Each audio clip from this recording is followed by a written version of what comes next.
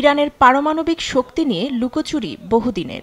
দেশটিকে কাবু করতে ইসরায়েলের প্রধান লক্ষ্যবস্তু পারমাণবিক ও গবেষণা কেন্দ্র।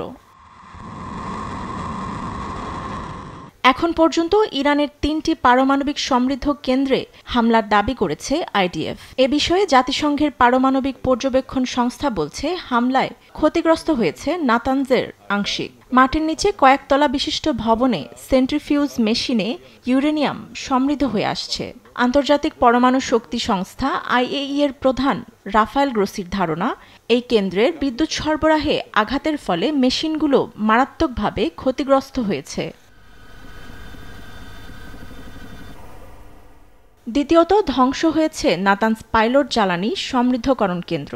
সবচেয়ে ছোট ও সহজ লক্ষ্যবস্তুর এই কেন্দ্র মূলত গবেষণা ও উন্নয়নে ব্যবহৃত হলেও ক্যাসকেড নামক মেশিনে সংযুক্ত ছিল সেন্ট্রিফিউজ মেশিন, যার উপরিভাগে সবচেয়ে বেশি ক্ষতিগ্রস্ত।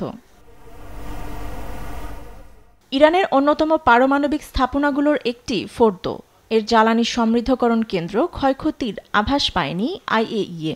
সংস্থাটির দাবি, প্রায় ৬০% ইউরেনিয়াম মজুদ আছে ইরানে, যা থেকে ৯টি পরমাণু অস্ত্র তৈরি করা সম্ভব। আইএইএ আরও জানায়, ইস্পাহানে পারমাণবিক কেন্দ্রে হামলায় ক্ষতিগ্রস্ত হয়েছে 4টি ভবন, যেখানে ইউরেনিয়াম ধাতু প্রযুক্তি নিয়ে কাজ চলছিল।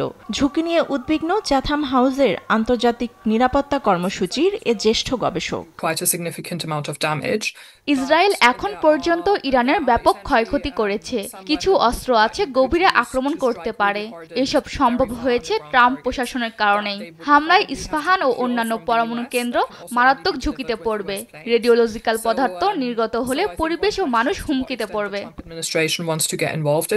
ইরানের পরমাণু কার্যক্রমের অগ্রগতি ধ্বংস করতে পরিকল্পিতভাবে কয়েকজন শীর্ষ পরমাণু বিজ্ঞানী হত্যা করে ইসরায়েল।